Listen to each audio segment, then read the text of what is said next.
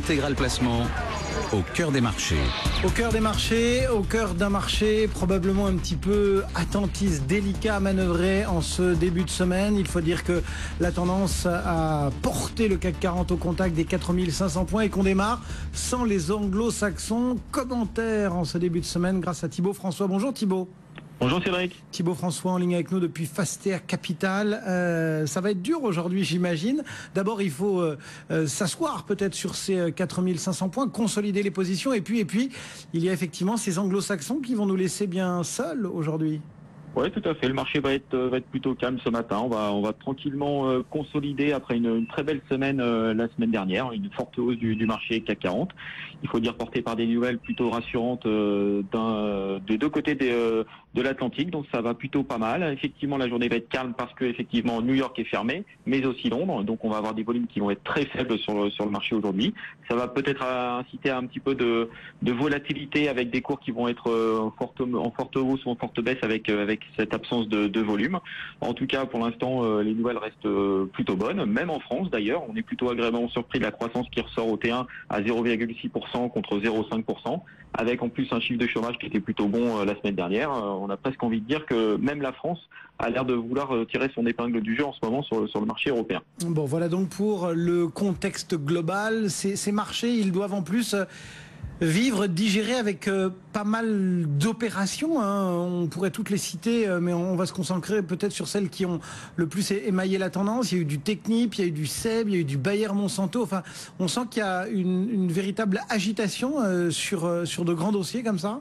Oui, tout à fait, mais c'est pour ça que c'est rassurant. Le marché est plutôt rassurant en ce moment. C'est vrai que à partir du moment où après avoir rassuré, on va dire au mois de février, le marché est plutôt reparti dans une bonne dynamique. Et là, il confirme un petit peu la bonne dynamique, c'est-à-dire que la partie macroéconomique s'améliore, mais aussi la partie microéconomique continue à s'améliorer. On a eu des bons chiffres en 2015 et les bons chiffres continuent à être bons sur le premier trimestre 2016. Et là, c'est bien repris sur les opérations et on s'aperçoit notamment qu'il commence à avoir le retour des introductions en bourse. On a eu une grosse opération la semaine dernière avec Maison du Monde qui a fait son IPO. C'est 769 millions d'euros de capitalisation dès le premier jour de cotation à 17 euros. En plus, les institutionnels en ont voulu après l'introduction en bourse et ont fait grimper le titre à 18 euros dès vendredi. Donc c'est une bonne opération, une belle opération sur le marché français, la plus grosse depuis le début d'année.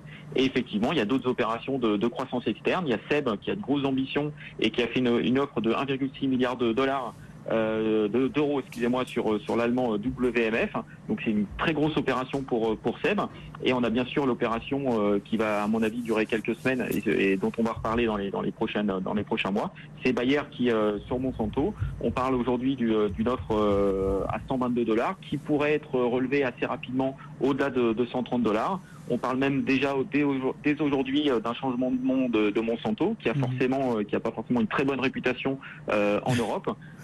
Donc Bayer pourrait profiter de cette non-opération de Monsanto sur ses petits copains, notamment Syngenta, pour mettre la main sur le numéro 1 mondial des engrais. Et ce serait vraiment une très belle opération pour l'Allemand.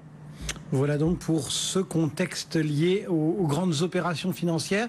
Un petit coup d'œil aussi sur l'actualité. Bon, effectivement pas très riche ce matin, mais malgré tout, on parle quand même beaucoup d'Airbus qui est en petite baisse pour le moment sur la côte parisienne.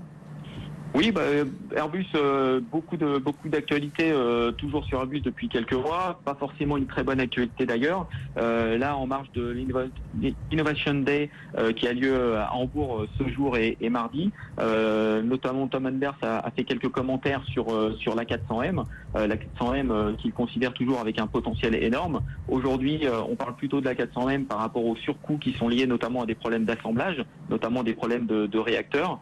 Il regrette un petit peu la décision qu'il a prise, qui est une décision qui est extrêmement politique, de confier la partie réacteur, notamment à un consortium qui est beaucoup trop large. Il y a aujourd'hui quatre sociétés dans le consortium qui sont Safran, MTU, Rolls-Royce et ITP. Donc c'est vrai que quand il y a un problème, c'est jamais la bonne personne qui est responsable. Donc difficile de prévoir ces surcoûts. Il regrette cette décision. Par contre, le potentiel nous semble aussi assez énorme sur la 400M. Pas beaucoup de concurrence et beaucoup d'ambition sur l'international. Donc c'est vrai qu'on garde confiance sur le dossier Airbus. Voilà donc pour les quelques remarques que l'on pouvait faire en ce tout début de semaine. Merci beaucoup Thibaut François. Donc depuis Fastea Capital, journée un petit peu particulière, on le rappelle, puisque les anglo-saxons sont absents, hein, pas de marché du côté de New York, pas de marché à Londres non plus aujourd'hui. Et donc il faut s'attendre pour ce début de séance à des volumes relativement peu étoffés. On n'a pas encore 200 millions d'euros négociés sur les 40 valeurs qui composent l'indice, le CAC 40 qui préserve du même coup les 4500 points, 4510 points.